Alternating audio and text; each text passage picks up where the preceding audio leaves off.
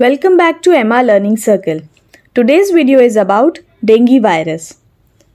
These are the highlights of today's learning. Today we will learn about dengue virus, its transmission and vector, microscopy and the genomic structure, replication cycle, the dengue fever, and why does platelet count decrease in dengue fever, transplacental transmission, lab diagnosis, treatment and control.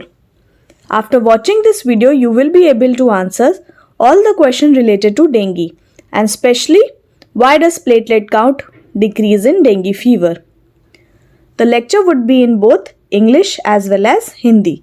So watch the video till end. Now what is dengue? Dengue is a mosquito-borne viral infection. The virus responsible for causing dengue is called dengue virus. It belongs to the family Flaviviridae and the genus is Flavivirus. Same as we learned of Zika virus. It also belongs to arbovirus group, the same group which contains Zika virus, chikungunya virus and yellow fever virus. You can click on the iCard above to learn more about arbovirus and other details related to Zika virus. The pronunciation of dengue is, in English we pronunciate it as dengue and in layman language we call it as dengue. Now there are 4 dengue virus serotypes. What do you mean by serotype? Serotypes means the variation. Serotypes means the variation within a species of bacteria or virus. That means the variation within the bacteria or virus or immune cells of different individual. Variation means, variation का मतलब विभिन्नता, अलग अलग प्रकार. किसमें? Virus और bacteria के species में. एक फैमिली में ही कई तरीके के लोग होते हैं. That is known as variation, but they belong to the same species, human. Okay, there are 4 dengue virus serotypes. Dengue virus serotype 1, 2, 3 and 4. These viruses are grouped together on the basis of antigenic cross-reactivity and the clinical manifestation of the disease. Now, what do you mean by antigenic cross-reactivity? Cross-reactivity means the ability of the antigen to bind with an antibody that was raised to different antigen. That means, for example, an antibody was raised for antigen A.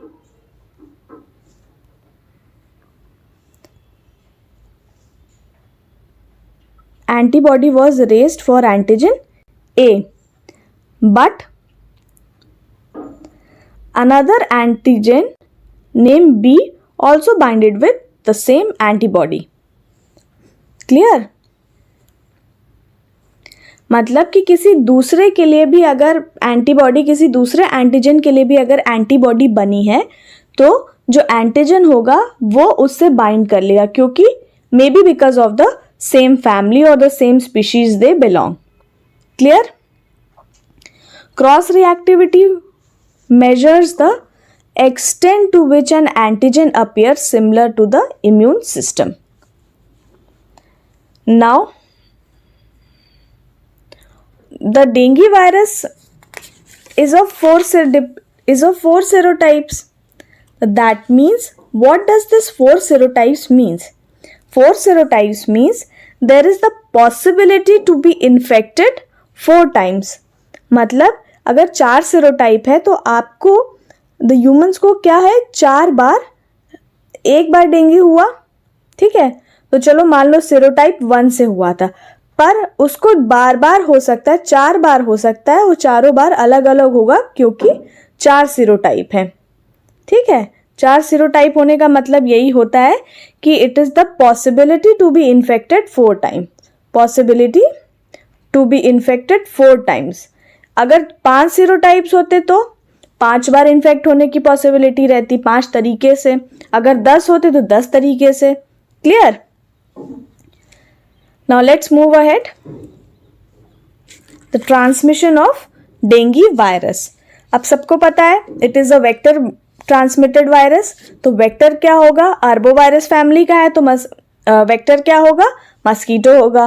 कौन सा species का? Aedes aegypti and Aedes albopictus, which female mosquito. Clear? अब ये mosquito क्या करेगा? It will suck the blood and it will transmit the virus from one host to another. Clear? एक हो गया मस्कीटो के काटने से, दूसरा क्या हो जाएगा? और कौन कौन से तरीके होते हैं पुराने बेसिक्स?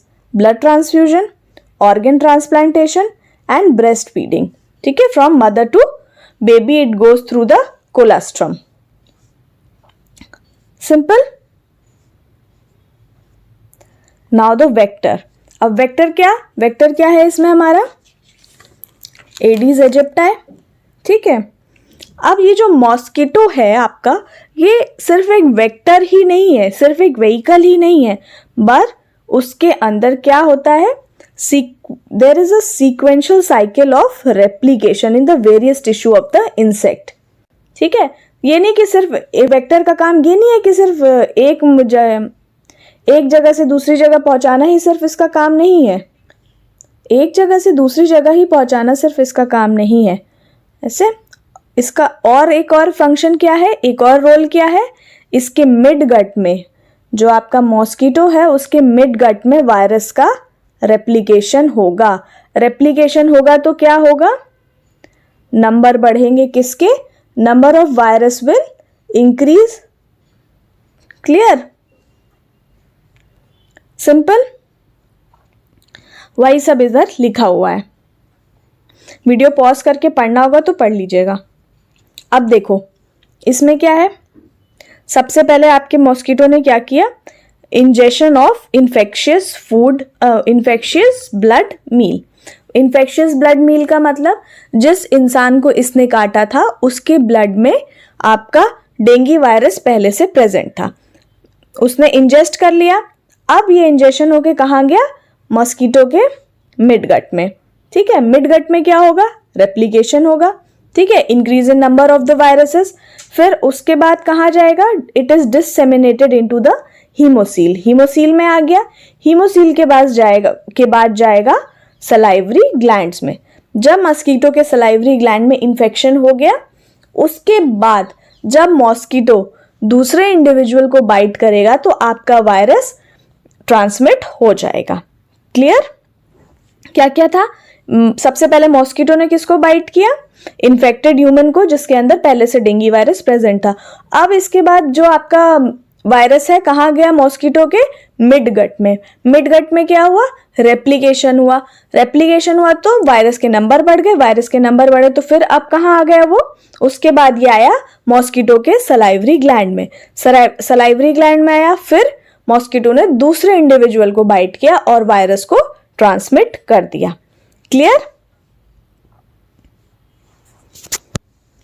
पहले डेंगू वायरस बहुत ही कम जगह, जितने भी सीरोटाइप्स थे इसके बहुत कम जगह, देखो कहाँ कहाँ यहाँ पे मिल रहे हैं चारों सीरोटाइप्स, यहाँ पे 2 हैं, यहाँ पे 2 हैं। ठीक है, पहले इतना फैला हुआ नहीं था, पर at present you can see the serotype, all the 4 सीरोटाइप्स is present world wide.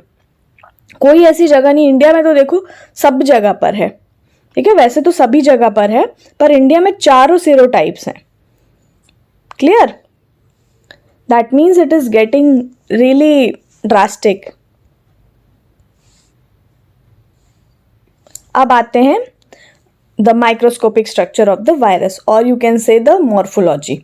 इसमें क्या होता है? आपका वायरस जो है डेंगू वायरस, वो बाहर से कैसा दिखता है? तो कैसा दिखता है? It is spherical in shape. ठीक है, स्पेरिकल मतलब सर्कल, ये देखो दिख रहा है। ठीक है, कोर में क्या क्या है? न्यूक्लियोकैप्सिड। न्यूक्लियोकैप्सिड में क्या है? वायरल जीनोम और सी प्रोटीन। सी प्रोटीन क्या होता है? Capsid protein. अब देखो एनवेलप्ड है, बाहर बाहर एनवेलप दिख रहा है, एनवेलप है, वायरल एनवेलप दिखा। अब embedded in the viral envelope are 180 copies of E and M protein. E मतलब envelope protein, M matlab membrane protein that span through the lipid bilayer. These protein form the protective outer layer or that controls the entry of the virus into the human cells. ठीक, clear? क्या क्या हो गया? Spherical हो गया, core में क्या है? वायरल जीनोम और सी प्रोटीन है, एनवेलप्ड वायरस है, साथ में लिपिड की बाइलेयर प्रेजेंट है, उसमें कौन कौन सा है? E and M protein are present. और ये जो लेयर होती है आउटर लेयर, ये क्या करती है? ये एक प्रोटेक्टिव लेयर का काम करती है. Simple.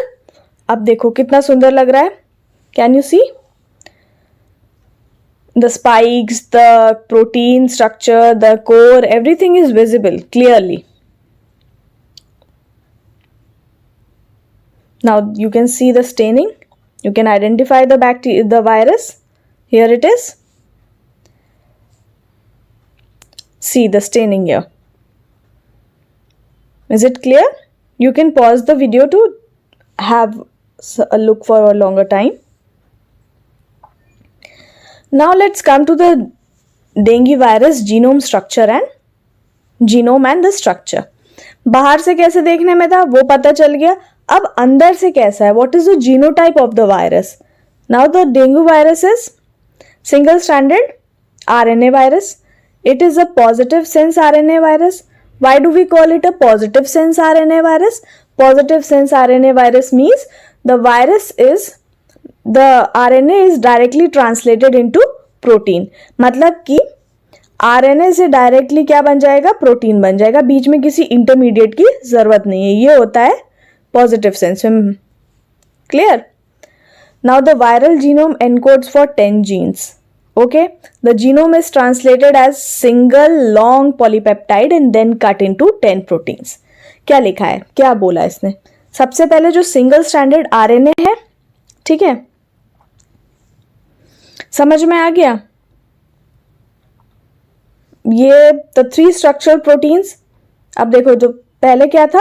The genome is translated as single long polypeptide and then cut into 10 proteins.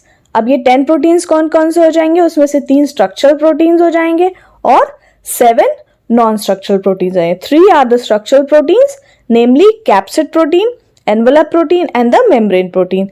The other 7 are the non-structural proteins. Non-structural proteins are the NS1, NS2A, NS2B, NS3, NS4A, NS4B and NS5.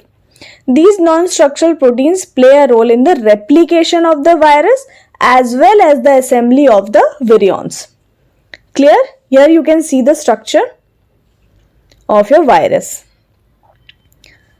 All the 3 proteins, structural proteins are visible. The non-structural proteins are visible. Clear? Now let's come to the replication of the dengue virus. 5 steps of replication. सबसे पहले number 1 attachment, number 2 is penetration and uncoating, number 3 biosynthesis, that means the synthesis of the viral RNA or the viral genome, whatever it is. Now next maturation and the last one is the release of the progeny. Clear? अब इसको detail में देखते हैं. अब सबसे पहले you have to remember few points. Number 1, what would be the cell surface receptor for attachment. Attachment के लिए रिसेप्टर की जरूरत, कौन सा रिसेप्टर होगा डेंगी वायरस में? It would be the DC sign. It would be the cell surface receptor for dengue virus. Next, receptor mediated endocytosis to penetrate cell membrane. अब कौन सा कैसा मीडिएशन होगा? It would be clathrin mediated. You can also, did you remember the Zika virus also was a clathrin mediated endocytosis? It was. 2 points. DC sign would be the cell surface receptor and the endocytosis would be clathrin mediated. What would be the method of penetration? Fusion. Clear? Enveloped virus usually follow fusion as a method of penetration. And where does this penetration happens? This penetration happens into the dermis or the subcutaneous tissue. Clear? I guess till here no problem. Now let's move towards the viral replication. Clear? I told you earlier that the mosquito ingests the infectious blood meal. After then, replication occurs in the midgut and the infection is transmitted to the salivary glands of the mosquito, which is further transmitted to the another vertebrate host. Clear? मच्छर ने किसी infected human को काटा, उसके बाद वहां से गया उसके मस्कीटो के मिडगट में, वहां पे रेप्लिकेशन हुआ, रेप्लिकेशन के बाद सलाइवरी ग्लैंड में आपका वायरस आ गया और उस मॉस्किटो ने किसी दूसरे इंडिविजुअल को काटा और क्या किया, वायरस को उस तक पहुंचा दिया। ये था मस्कीटो के अंदर हुआ। अब जब दूसरे इंडिविजुअल में गया तो सबसे पहले क्या होगा, dengue virus initially binds to the low affinity receptor. मैंने बताया था क्या था रिसेप्टर, क्या था डीसी साइन। डीसी साइन से देखो बाइंड किया, फिर उसके बाद क्या हुआ, अंदर आया, क्या होगा, अटैचमेंट के बाद पेनिट्रेशन एंड अनकोटिंग। पेनिट्रेशन हो गया, possible recruitment of high affinity low abundance receptor to mediate RMA. Now after that uncoating होगी, किसकी, एनवलप वायरस जो होगा वो अपना एनवलप हटाएगा और आपका जो जीनोम है वो साइटोप्लाज्म में रिलीज हो जाएगा। After that the viral polyprotein is synthesised, ठीक है, in association with endoplasmic reticulum. तो सबसे पहले सिंगल स्ट्रैंडेड आरएनए से क्या बनेगा, look here, let me change the colour.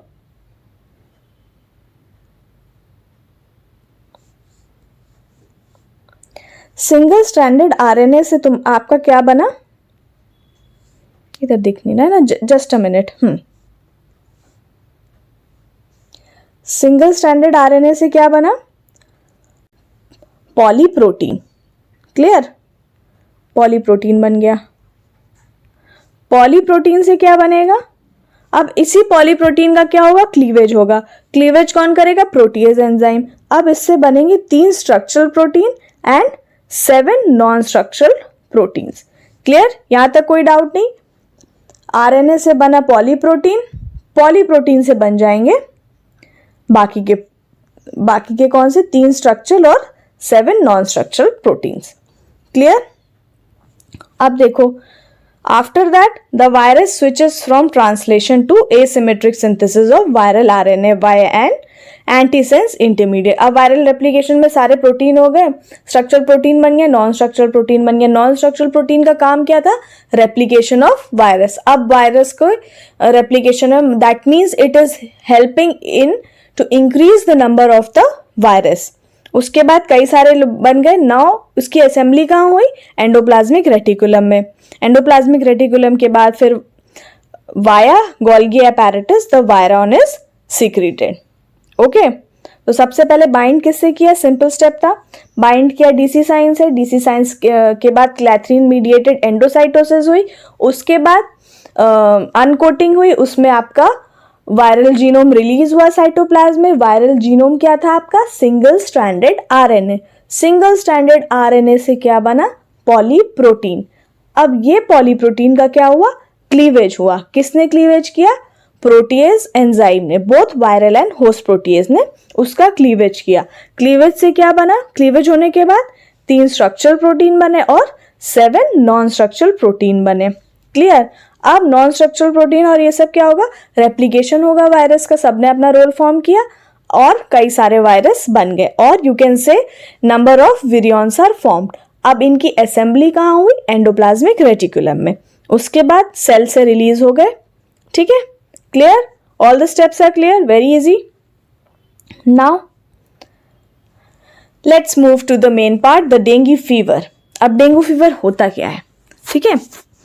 Dengue fever primary infection जो होता है वो एसिम्टोमेटिक होता है। एसिम्टोमेटिक मतलब सिम्टम्स नहीं आएंगे, ना बुखार हुआ, ना बदन दर्द हुआ, ना कुछ हुआ। Another name of dengue fever is break bone fever, हड्डी तोड़ बुखार, ठीक है। अब सेकेंडरी इन्फेक्शन में क्या हो जाएगा, उसमें सीरियस, प्राइमरी है तो हल्का फुल्का रहेगा, सेकेंडरी नाम से ही पता चल रहा है।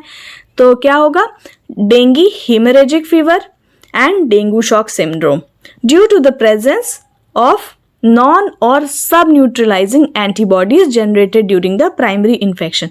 प्राइमरी इन्फेक्शन में मतलब ठीक है, the virus was present, antigen body में गया है कोई तो एंटीबॉडीज बनेंगी ही, पर उन एंटीबॉडीज ने क्या किया, कोई भी सिम्टम्स नहीं आने दिए, but the antibodies are present. उसकी वजह से कई सारी एंटीबॉडीज बन गई ना, तो उसकी वजह से क्या हुआ, आपको डेंगू शॉक फीवर भी हो सकता है, डेंगू शॉक सिंड्रोम और डेंगू हिमोरेजिक फीवर, ये होता है आपका secondary infection. Clear?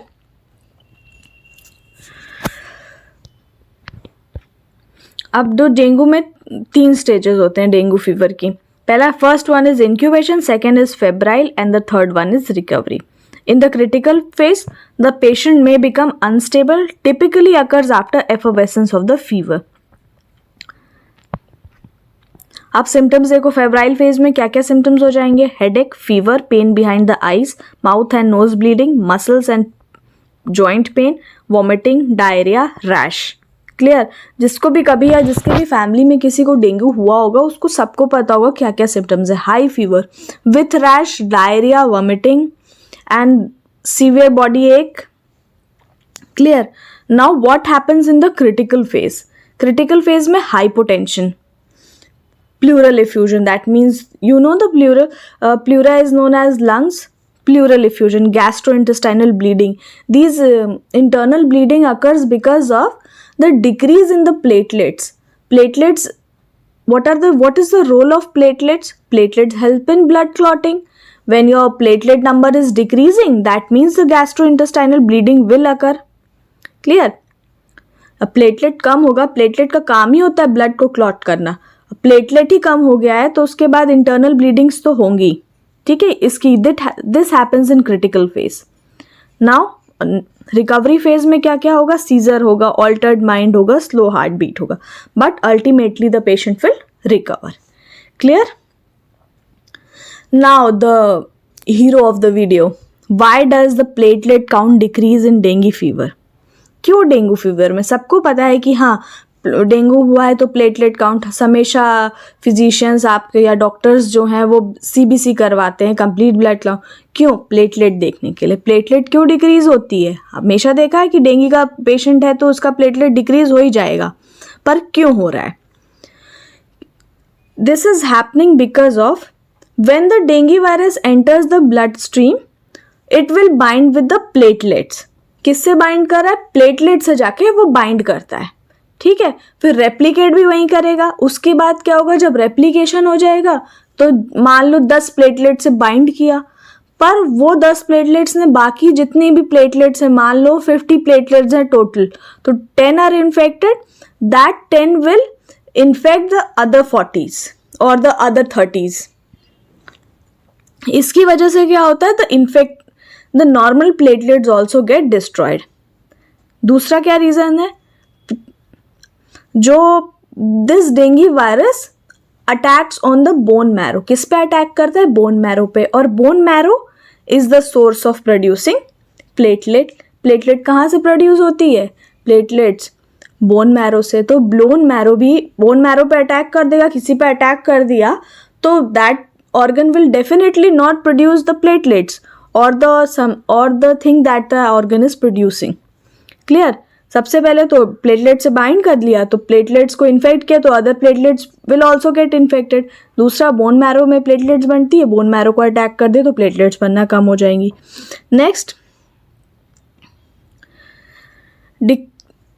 Antibodies that are produced during this period leads to the massive destruction of the platelets. Antibodies जो बन रही हैं वो भी प्लेटलेट्स को ही मार देती हैं। क्यों?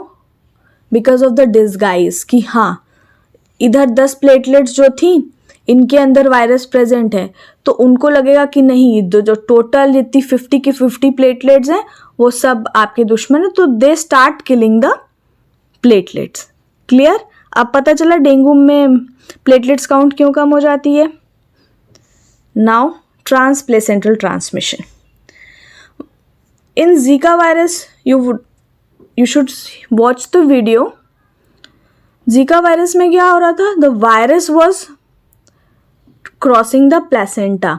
तो जो पूरा का पूरा वायरस था वो सिर्फ प्लेसेंटा को क्रॉस कर दे रहा, पर इसमें the virus as well as the antibodies that are formed against the virus, the dengue virus, is also crossing the placenta. तो इसकी वजह से जैसे जीका में आपको न्यूरोलॉजिकल प्रॉब्लम्स हो रही थी, बेबी को माइक्रोकेफेली हो रहा था, द फीटस वाज इन्फेक्टेड, तो इसमें ऐसा कोई सीवियर ऐसा न्यूरोलॉजिकल कुछ नहीं होगा, but this would also have harmful effects on the developing baby or the baby. क्या हो जाएगा, या तो फीटस की डेथ हो जाएगी, या तो स्टिल बर्थ होगा, या प्री मैच्योर बर्थ हो जाएगा, बेबी का वेट कम होगा, और उसकी वजह से हेमोरेजिक फीवर भी हो जाता है ड्यूरिंग बर्थ और at the time of birth, और during the pregnancy the virus can be transmitted from the mother to the baby. Clear? Now what would be the lab diagnosis? कैसे lab में diagnose करेंगे कि वो है?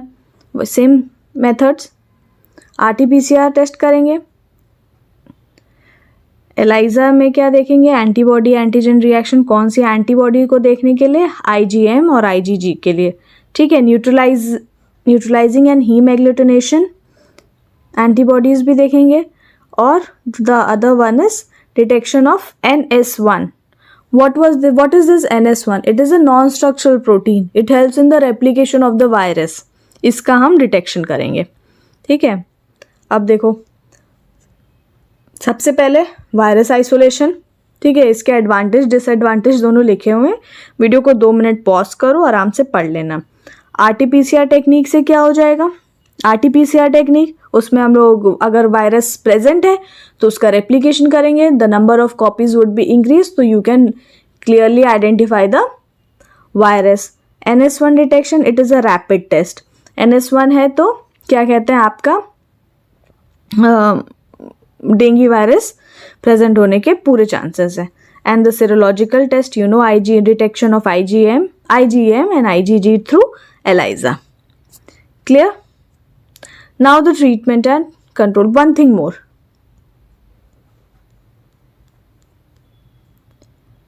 Can you see this star shape? This is your NS1 protein, or this helps in the detection of the virus. Clear? The treatment and control. No antiviral drug, no vaccine. The dengue hemorrhagic fever can be treated by fluid replacement therapy, and plenty of rest, plenty of fluid. This has to be given to the patient, and antipyretics can be given. Avoid aspirin, avoid the painkillers. Clear? What are the controls?